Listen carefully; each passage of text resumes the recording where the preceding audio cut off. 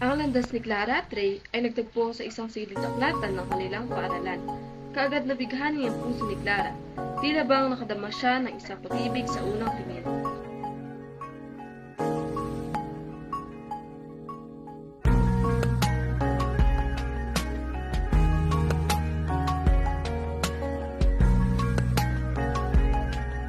Kaagad bumalik si Clara sa silid-aklatan dahil nakalimutan niya tingnan ang pangalan ni Ray. Habang palabas ng silid-aklatan si Ray, si Clara naman ay pabalik upang tingnan ang pangalan nito. Nang malaman ni Clara ang pangalan ni Ray, kanya itong hinanap sa internet. Bunga nito ang pagkilala nila sa isa't isa. Di nagtagal, mas naging malapit sila.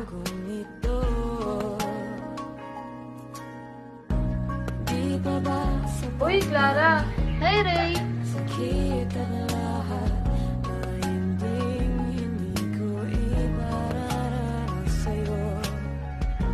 Ang ganda mo, Ray!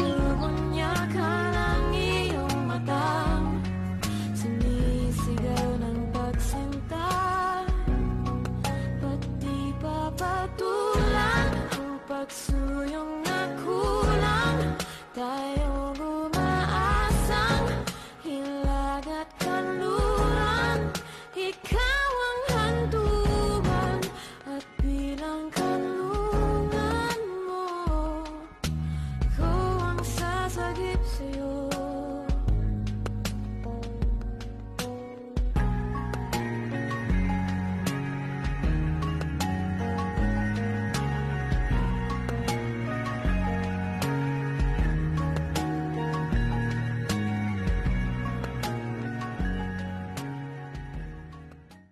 Isang araw nang umuwi si Ray sa kanilang tahanan, may ibinalitang kanyang mga magulang na hindi niya nagustuhan, ngunit wala siyang magawa kundi sundin ito.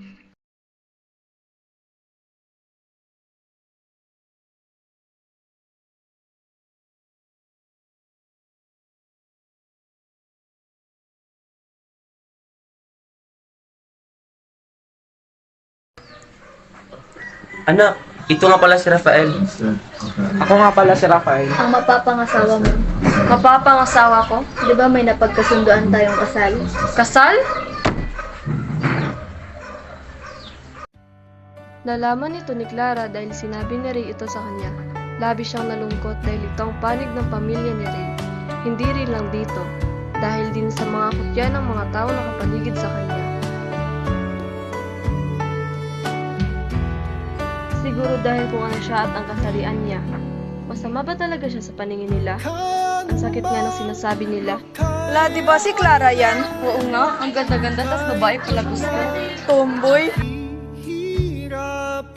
Dahil dito, iba na ang paningin ng mga tao kay Clara. Iniisip ni Clara kung ano ba talaga ang wala sa kanya. Ayaw na ba talaga ni Ray sa kanya? O napipilitan lang si Ray kay Rafael?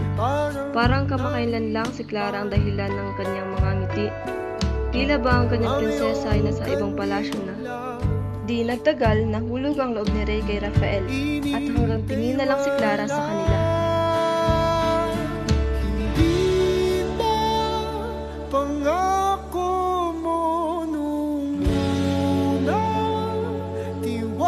Susundin niya na lang ba ang paghanga sa isang babae na kagaya niya? O ipagpapatuloy ito sa isang lalaki para maiwasan ang pangungutya ng mga tao sa kanya? Iingatan kita, Clara. Mamahalin kita, Ray.